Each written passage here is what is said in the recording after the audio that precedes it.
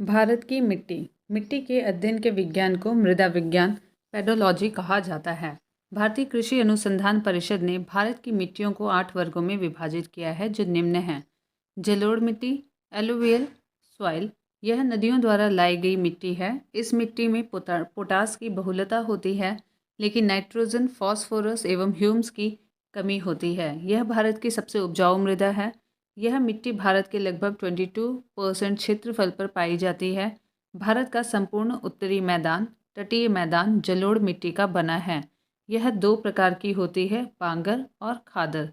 पुरानी जलोढ़ मिट्टी को बांगर तथा नई जलोढ़ मिट्टी को खादर कहा जाता है।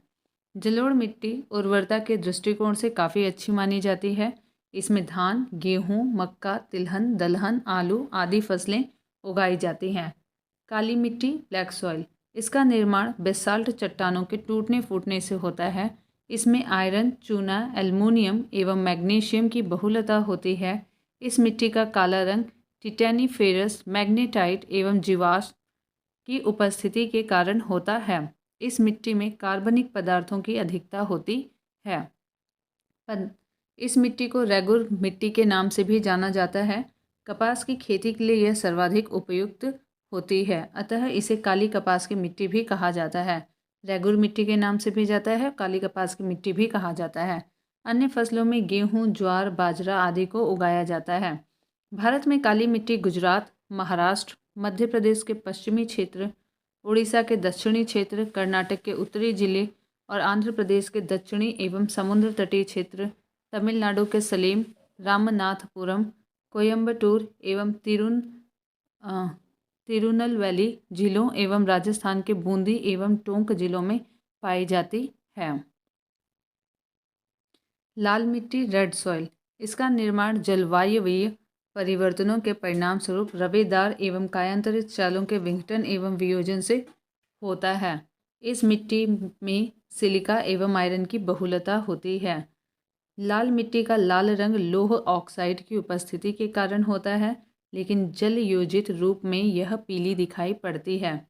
यह अम्लीय प्रकृति की मिट्टी होती है। इसमें नाइट्रोजन, फॉस्फोरस एवं ह्यूमस की कमी होती है। यह मिट्टी प्राय उर्वरता विहीन बंजर भूमि के रूप में पाई जाती है।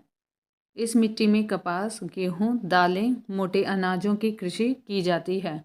भारत में यह मिट्टी आंध्र प्रदेश एवं मध्य प्रदेश की पूर्वी भाग, छोटा नागपुर के पठारी क्षेत्र, पश्चिमी बंगाल के उत्तरी पश्चिमी जिलों, मेघालय के गारो, खासी एवं जैंतिया के पहाड़ी क्षेत्रों, नागालैंड, राजस्थान में अरावली के पूर्वी क्षेत्र, महाराष्ट्र, तमिलनाडु एवं कर्नाटक के कुछ भागों में पाई जाती है।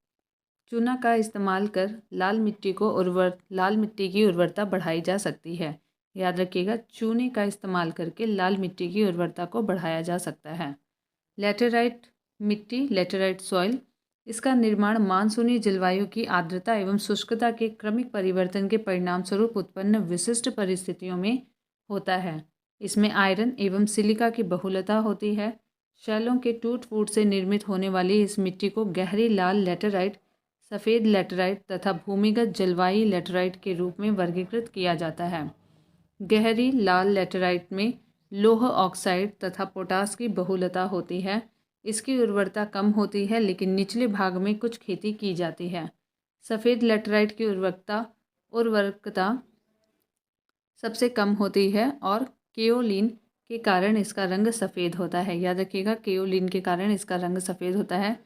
भूमिगत जलवायु लेटेराइट काफ़ी उपजाऊ होती है, क्योंकि वर्षा काल में लौह ऑक्साइड जल के साथ घुलकर नीचे चले जाते हैं। लेटेराइट मिट्टी चाय, इलायची, काजू की खेती के लिए सर्वाधिक उपयुक्त होती है। देश में मृदा अपरदन व उसके दुष्परिणामों पर नियंत्रण हेतु 1953 में केंद्रीय मृदा संरक्षण बोर्ड का गठन किया गया। मरुस्थल की समस्या के अध्ययन के लिए जोधपुर में central arid zone research institute CAZRI की स्थापना की गई है। भारत की कृषि, भारत के कुल क्षेत्रफल का 51% भाग पर कृषि, 4% भूभाग पर चारागाह और लगभग 21% भूमि पर वन एवं 24% भूमि बंजर तथा बिना उपयोग की है। विभिन्न प्रकार की कृषि विधियां यहाँ पे दी हैं, एक बार इन्हें देख लेते हैं। सेरीकल्चर रेशम कीट पालन से संबंधित है। एपीकल्चर जो है उसे मधुमक्खी पालन कहते हैं। पिसिकल्चर से मत्स्य पालन। फ्लोरिकल्चर फ्लावर फूलों से है तो फूलों का उत्पादन। विटीकल्चर अंगूर की खेती के लिए। वर्मी कल्चर केचुआ के लिए, केंचुओं के लिए, क्योंकि अर्थवॉर्म केंचुओं के लिए कहा जाता है। पोमोकल्चर फलों के लिए। ओलेरी कल्चर सब्जियों के उत्पादन के लिए। हॉर्टिकल्चर बागवानी के लिए। एरोपोनिक हवा में पौधों को उगाना। हाइड्रोपोनिक्स हाइड्रोमिक्स जो जल में उगने वाले पौधे हैं तो जल में पौधों को उगाना। मृदा रहित कृषि जिसे कह सकते हैं। एक बार आप रिवाइज कर लेंगे तो ये समझ में आ जाएगा। कृषि राज्य का विषय है, ये इम्पॉर्टेंट है। कृषि राज्य का विषय है जिसका उल्लेख संविधान की 7वीं अनुसूची के प्रविष्ट 14 में है। राष्ट्रीय कृषक आयोग NFC ने 4 अक्टूबर 2006 ईस्वी को सिफारिश प्रस्तुत किया कि कृषि को राज्य सूची से हटाकर समवर्ती सूची में लाया जाए। भारत की अंतरिम मंत्रिमंडल 1946 एवं स्वतंत्र भारत के पहले मंत्रिमंडल 1947 में कृषि और खाद्य मंत्री डॉक्टर राजेंद्र प्रसाद को बनाया गया। देश की कुल श्रम शक्ति का लगभग 48.9% भाग कृषि एवं इसी से संबंधित उद्योग धंधों से अपनी आजीविका चलाता है। 2013-2014 ईस्वी में भारत के सकल घरेलू उत्पाद में कृषि का योगदान 13.9% है। भारत में खाद्यान्नों के अंतर्गत आने वाले कुल क्षेत्र के 47% भाग पर चावल की खेती की जाती है। भारत में मुख्य खाद्य फसल चावल है। भारत विश्व का 21.7% चावल उत्पादन करता है। चावल उत्पादन में भारत का विश्व में दूसरा स्थान है, चीन प्रथम स्थान पर है। भारत में खाद्य फसलों में सबसे अधिक चावल उत्पादन होता है। IR20 चावल की अधिक पैदावार देने वाली किस्म है। विश्व में गेहूं उत्पादन में चीन के बाद भारत का दूसरा स्थान है। भारत विश्व का 12% गेहूं उत्पादन करता है। देश की कुल कृषि योग्य भूमि के लगभग 40% भाग पर गेहूं की खेती की जाती है। देश में गेहूं उत्पादन में उत्तर प्रदेश का प्रथम स्थान है, जबकि प्रति हेक्टेयर उत्पादन में पंजाब का स्थान प्रथम है। हरित क्रांति का सबसे अधिक प्रभाव गेहूं और चावल की कृषि पर पड़ा है, परंतु चावल की तुलना में गेहूं के उत्पादन में अधिक वृद्धि हुई है। यहाँ पे विभिन्न कृषि क्रांतियाँ हैं, जिसमें हरित क्रांति खाद्यान्न उत्पादन से संबंधित है, श्वेत क्रांति दुग्ध उत्पादन से, नीली क्रांति मत्स्य उत्पादन, भूरी क्रांति उर्वरक उत्पादन, रजत अंडा उत्पादन से, पीली क्रांति तिलहन से, कृष्ण क्रांति बायोडीजल से, लाल क्रांति मांस से और टमाटर के साथ, गुलाबी क्रांति झींगा मछली, बादामी क्रांति मसाला, सुनहरी क्रांति फल, अमृत क्रांति नदी जोड़ो परियोजनाएं, गोल क्रांति आलू, स्वर्ण क्रांति बागवानी से संबंधित है। मैक्सिको तथा फिलीपींस में क्रमशः गेहूं और चावल की अधिक उत्पादकता की किस्में विकसित की गई थीं। भारत में हरित क्रांति ग्रीन रिवॉल्यूशन लाने का श्रेय डॉक्टर MS स्वामीनाथन को जाता है। भारत में हरित क्रांति की शुरुआत 1967 से 68 ईस्वी में हुई। प्रथम हरित क्रांति के बाद 1983-84 ईस्वी में द्वितीय हरित क्रांति की शुरुआत हुई, जिसमें अधिक अनाज उत्पादन, निवेश एवं कृषकों को दी जाने वाली सेवाओं का विस्तार हुआ। भारत में श्वेत क्रांति के जनक डॉक्टर V कुरियन को माना जाता है। तिलहन प्रौद्योगिकी मिशन की स्थापना 1986 ईस्वी में हुई। भारत उर्वरक उत्पादन एवं उपभोग में विश्व में तीसरे स्थान पर है, जबकि चीन और अमेरिका क्रमशः पहले और दूसरे स्थान पर हैं। भारत नाइट्रोजनी उर्वरकों की अपनी खपत का 94% व फॉस्फेटी उर्वरकों की खपत का 82% ही उत्पादन करता है। पोटाशियम उर्वरक का पूरी तरह आयात किया जाता है। आम, केला, चीकू, खट्टे नींबू, काजू, काली मिर्च, नारियल, अदरक, हल्दी के उत्पादन में भारत का स्थान विश्व में पहला है। फलों एवं सब्जियों के उत्पादन में भारत का स्थान विश्व में दूसरा है। प्रथम स्थान पर चीन है। विश्व में तंबाकू का सबसे बड़ा उत्पादक एवं उपभोक्ता चीन है। उत्पादन में भारत का स्थान यहाँ पे तीसरा है। तंबाकू की पत्तियों को सुखाने की प्रक्रिया को क्यूरिंग कहते हैं, जिससे पत्तियों में वांछित रंग, गंध आदि गुणों का विकास होता है। भारत में चाय की खेती 1840 में असम की ब्रह्मपुत्र घाटी में प्रारंभ हुई। चाय की पत्तियों में कैफीन तथा टैनिन की प्रचुरता पाई जाती है। भारत में सर्वोत्तम चाय दार्जिलिंग में पैदा की जाती है।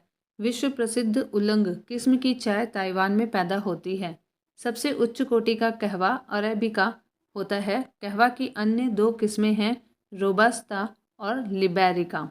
मोचा कहवा यमन में उगाई जाती है। मक्का में वाइट बर्ड एवं धान में खैरा रोग जस्ता की कमी के कारण होता है।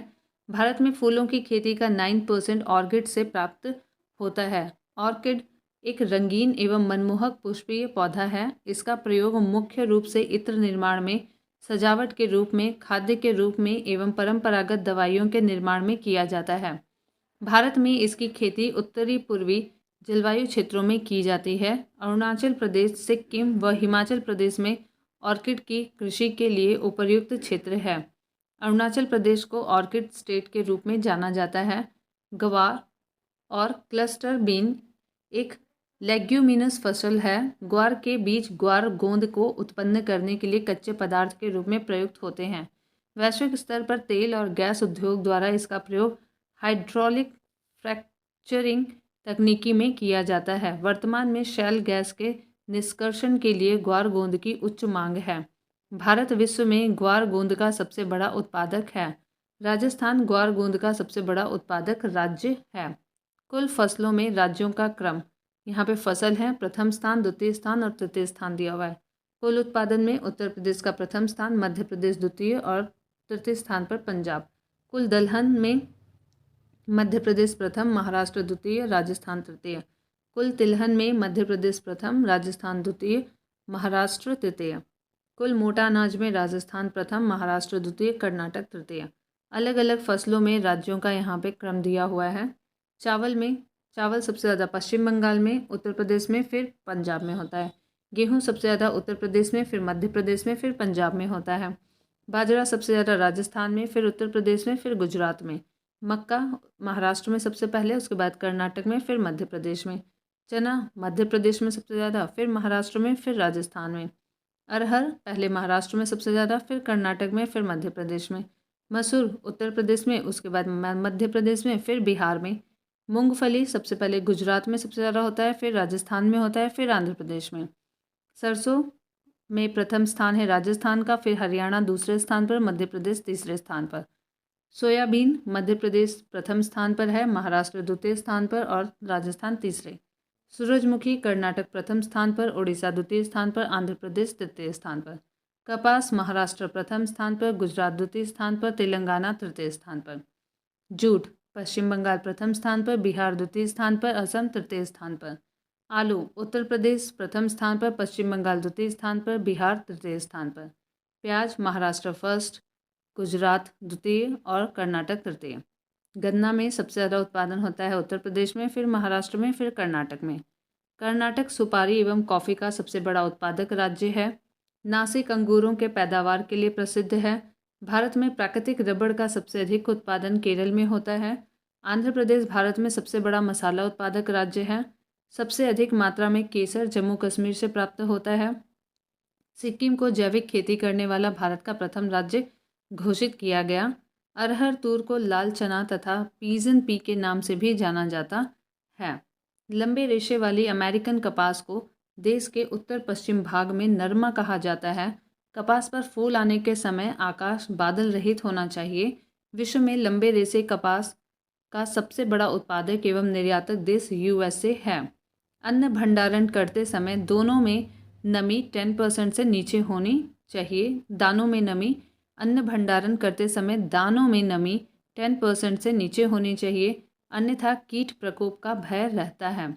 दलहनी फसलों के उत्पादन हेतु कोबाल्ट आवश्यक तत्व है। ऋतुओं के आधार पर फसलों का वर्गीकरण। पहला है रबी की फसल। यह अक्टूबर नवंबर में बोई जाती है और मार्च अप्रैल में काट ली जाती है। इसकी मुख्य फसलें हैं गेहूँ, जौ, चना, मटर, सरसों, आलू, राई, अलसी। इसको हम एक तरीके से सर्दियों की फसल कह सकते हैं, जो सर्दियों में हम खाते हैं। खरीफ की फसल दक्षिण पश्चिम मानसून के तत्काल बाद बोई गई फसल, मानसून के जस्ट बाद बोई गई फसल। यह जून जुलाई में बोई जाती है और नवंबर दिसंबर में काट ली जाती है। इसकी मुख्य फसलें हैं धान, गन्ना, तिलहन, ज्वार, बाजरा, मक्का, अरहर, कपास, मूंगफली, मंडुआ, तिल, सोयाबीन आदि।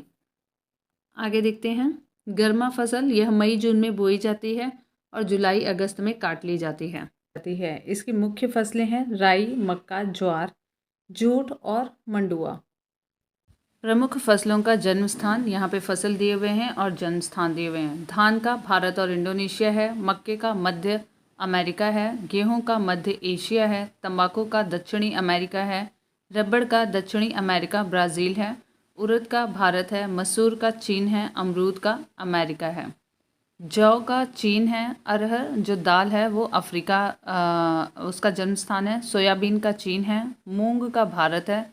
ज्वार का भी भारत है। चाय का चीन है। कहवा ब्राज़ील का है। आलू पेरू का है। और उसके बाद गन्ना भारत का है। टमाटर मैक्सिको का है। बाजरा अफ्रीका का है। भारत के कुछ प्रमुख कृषि अनुसंधान केंद्र, यहाँ पे संस्थान और उनसे संबंधित मुख्यालय दिए हुए हैं। केंद्रीय चावल अनुसंधान केंद्र कटक में है। कपास अनुसंधान केंद्रीय कपास अनुसंधान केंद्र नागपुर में है। राष्ट्रीय गन्ना प्रजनन संस्थान कोयम्बटूर में है। भारतीय गन्ना अनुसंधान केंद्र लखनऊ में है। याद रखिएगा, गन्ना प्रजनन संस्थान कोयम्बटूर में है और गन्ना अनुसंधान केंद्र लखनऊ में है। केंद्रीय आलू अनुसंधान संस्था शिमला में है। राष्ट्रीय चाय अनुसंधान केंद्र जोरहट असम में है। राष्ट्रीय कॉफ़ी अनुसंधान केंद्र चिकमंगलूर में है। राष्ट्रीय रबर अनुसंधान केंद्र कोट्टायम में है। केंद्रीय रेशम अनुसंधान केंद्र मैसूर में है। राष्ट्रीय जूट अनुसंधान केंद्र बैरकपुर में है। केंद्रीय तंबाकू अनुसंधान केंद्र राजमुंद्री में है और केंद्रीय नारियल अनुसंधान संस्थान कासरगोड में है। भारतीय दलहन अनुसंधान केंद्र कानपुर में है। भारतीय तिलहन अनुसंधान संस्था हैदराबाद में है। केंद्रीय उपोष्ण बागवानी संस्था बंगलुरु में है और केंद्रीय कृषि मौसम विज्ञान केंद्र पूना में है। केंद्रीय मिट्टी एवं जल संरक्षण अनुसंधान केंद्र देहरादून में है। भारतीय कृषि अनुसंधान IARI की स्थापना लॉर्ड कर्जन के काल में 1905 में पूसा बिहार में हुई थी। 1936 यानी 1936 ईस्वी में इसे नई दिल्ली में स्थानांतरित कर दिया गया। यह पूसा संस्थान के नाम से लोकप्रिय है। भारतीय कृषि अनुसंधान परिषद ICAR की स्थापना 23 मई 1929 को की गई थी। 1929 को की गई थी। इसका मुख्यालय भी नई दिल्ली में है। भारत में सिंचाई परियोजनाओं को 3 भागों में विभाजित किया गया है। ये हैं, पहला वृहद सिंचाई परियोजना, दूसरा मध्यम सिंचाई परियोजनाएं और तीसरा लघु सिंचाई परियोजनाएं। वृहद सिंचाई परियोजना के अंतर्गत वे परियोजनाएं सम्मिलित की जाती हैं जिसके अंतर्गत 10,000 हेक्टेयर से अधिक कृषि योग्य भूमि हो। मध्यम सिंचाई परियोजना के अंतर्गत वे परियोजनाएं सम्मिलित की जाती हैं जिसके अंतर्गत 2,000 से 10,000 हेक्टेयर कृषि योग्य भूमि हो। अगला है लघु सिंचाई परियोजना के अंतर्गत वे परियोजना सम्मिलित की जाती हैं जिसके अंतर्गत 2,000 हेक्टेयर से कम कृषि योग्य भूमि हो। वर्तमान समय में भारत की कुल सिंचित क्षेत्र का 37% बड़ी एवं मध्यम सिंचाई परियोजना के अधीन तथा 63% छोटी सिंचाई योजना के अधीन है। विश्व का सर्वाधिक सिंचित क्षेत्र चीन में 21% और भारत में 20.2% है। यहाँ पे देखते हैं सिंचाई के साधन और उससे सिंचित भाग। कुआं व नलकूप से 55.9% सिंचित भाग है। नहर से 31.4% सिंचित भाग है। तालाब के 6.1 और अन्य स्रोतों से 6.6। भारत में शुद्ध बोए गए क्षेत्र 1360 लाख हेक्टेयर के लगभग 33% भाग पर सिंचाई की सुविधा उपलब्ध है। वर्तमान समय में कुआं और नलकूप भारत में सिंचाई का प्रमुख साधन है। देश में सर्वाधिक नलकूप व पंप सेट तमिलनाडु वहाँ पे 18% में पाए जाते हैं। महाराष्ट्र में 15.6% दूसरे स्थान पर है। केवल नलकूपों की सर्वाधिक सघनता वाला राज्य उत्तर प्रदेश है। प्रायद्वीपीय भारत में सिंचाई का प्रमुख साधन तालाब है।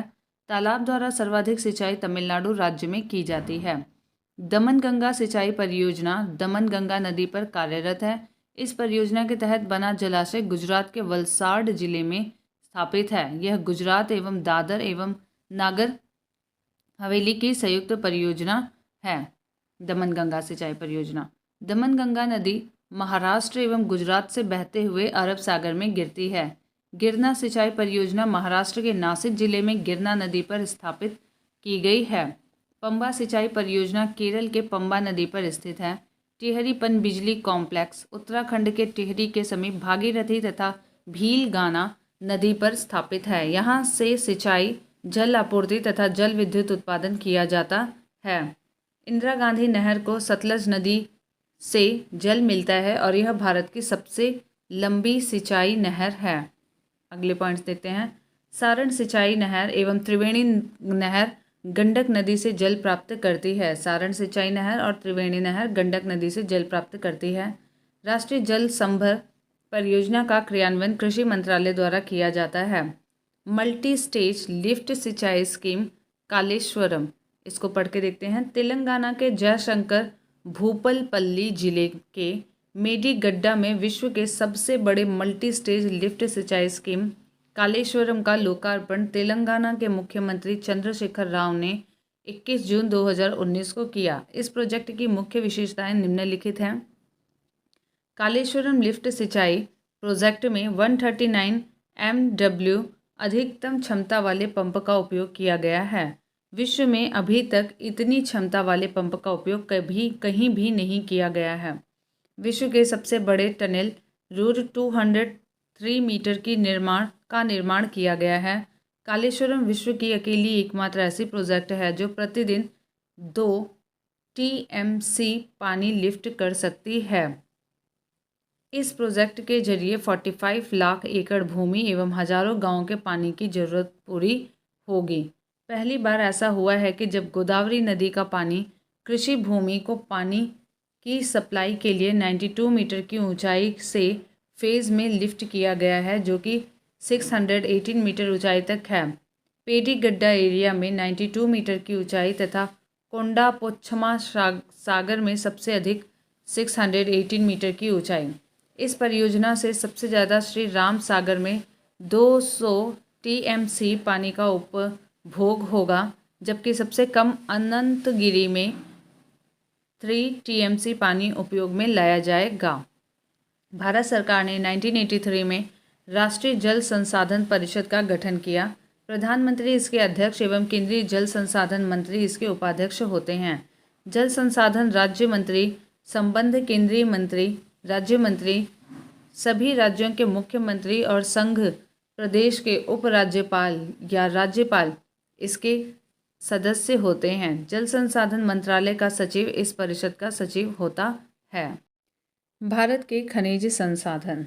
भारत में खनिजों के सर्वेक्षण व पूर्वेक्षण एवं अन्वेषण के कार्य जियोलॉजिकल सर्वे ऑफ इंडिया, जिसका मुख्यालय कोलकाता में है, भारतीय खान ब्यूरो मुख्यालय नागपुर में, तेल एवं प्राकृतिक गैस आयोग मुख्यालय देहरादून में, खनिज अन्वेषण निगम लिमिटेड मुख्यालय नागपुर में, राष्ट्रीय खनिज विकास निगम मुख्यालय हैदराबाद में, राष्ट्रीय एल्युमिनियम कंपनी लिमिटेड और विभिन्न राज्यों के खदान एवं भू विज्ञान विभाग करते हैं। धारवाड़ क्षेत्र धात्विक खनिजों में सर्वाधिक संपन्न है।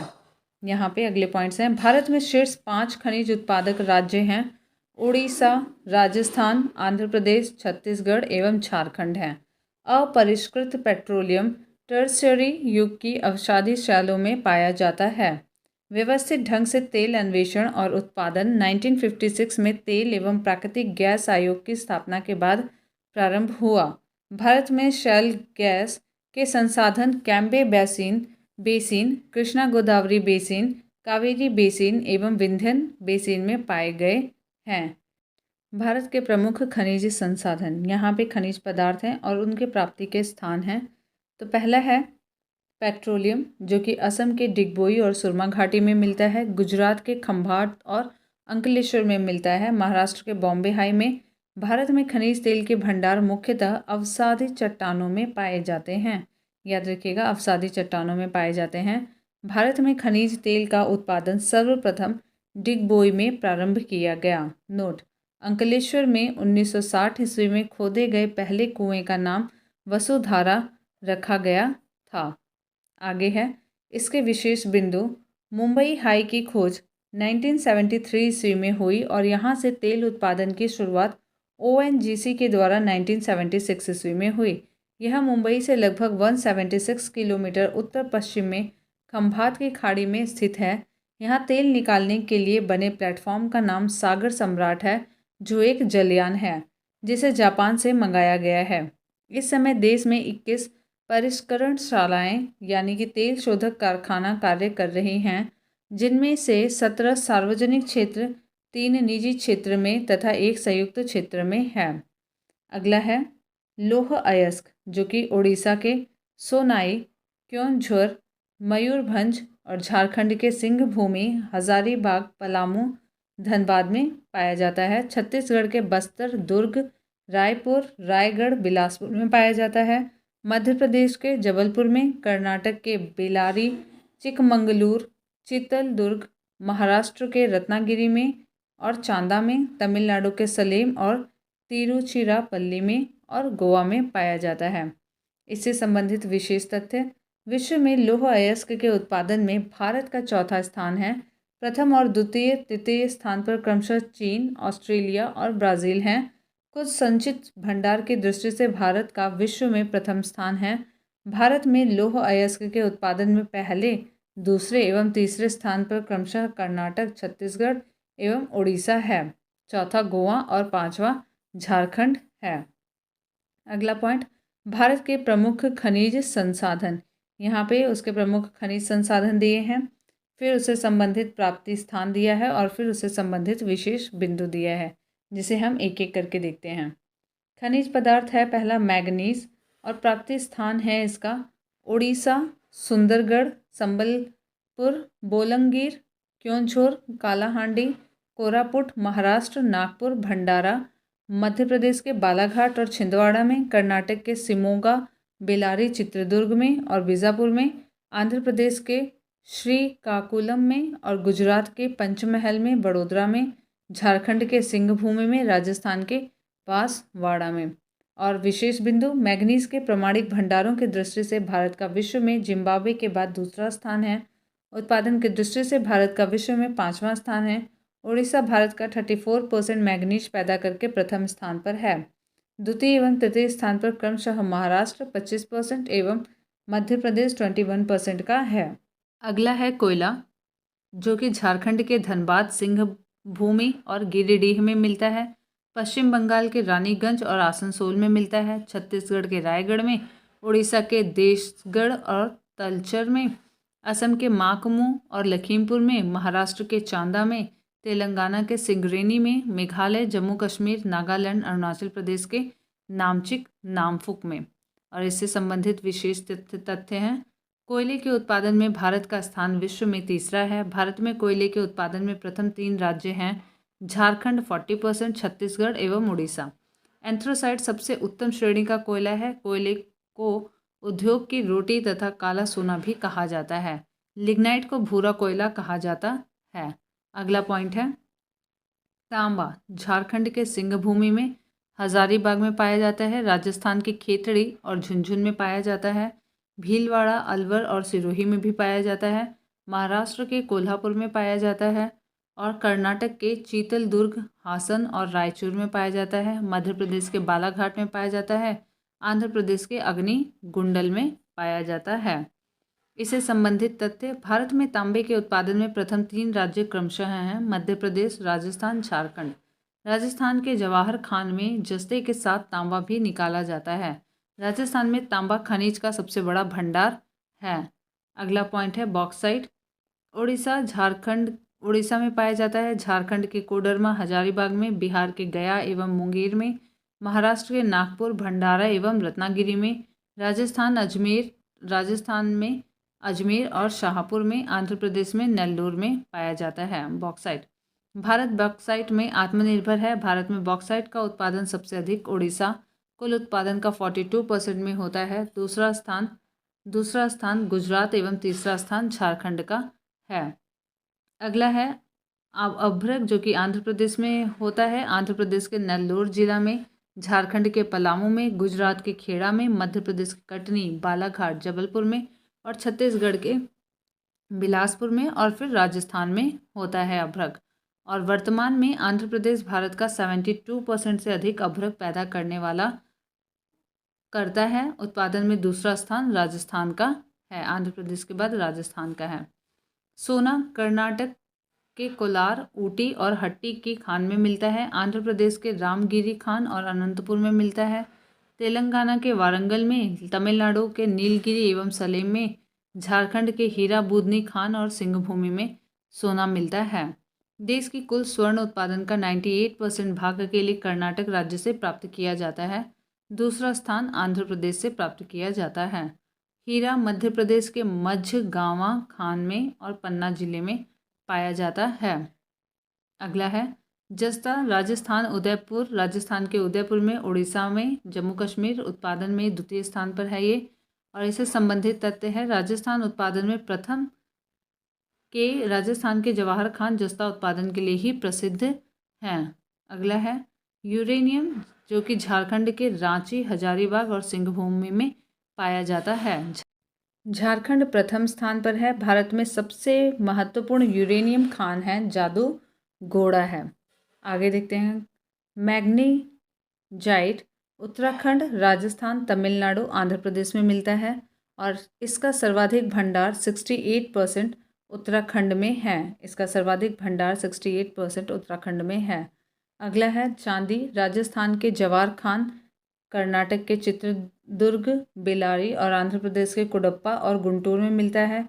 झारखंड के संथाल परगना सिंहभूमि में मिलता है और इससे संबंधित महत्वपूर्ण तथ्य हैं चांदी उत्पादन में राजस्थान जो है वो प्रथम स्थान पर है।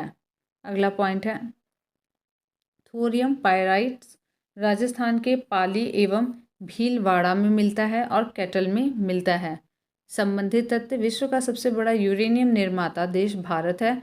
विश्व का सबसे बड़ा थोरियम का भंडार केरल में है। अगले पॉइंट्स हैं क्रोमाइट, जो कि झारखंड और उड़ीसा में मिलता है और इससे संबंधित तथ्य हैं इसके उत्पादन में उड़ीसा जो है वो प्रथम स्थान पर है। अगला पॉइंट है टंगस्टन, राजस्थान, तमिलनाडु, कर्नाटक में मिलता है। इसके मुख्य भंडार देगाना राजस्थान में हैं। अगला पॉइंट है सीसा, झारखंड और राजस्थान में मिलता है। लिग्नाइट तमिलनाडु और राजस्थान में मिलता है। इसका सर्वाधिक भंडार जो है वो तमिलनाडु में है लिग्नाइट का। और टिन जो है वो छत्तीसगढ़ में सबसे ज़्यादा मिलता है। छत्तीसगढ़ इसका लगभग संपूर्ण भंडार व उत्पादन छत्तीसगढ़ के बस्तर जिले में होता है।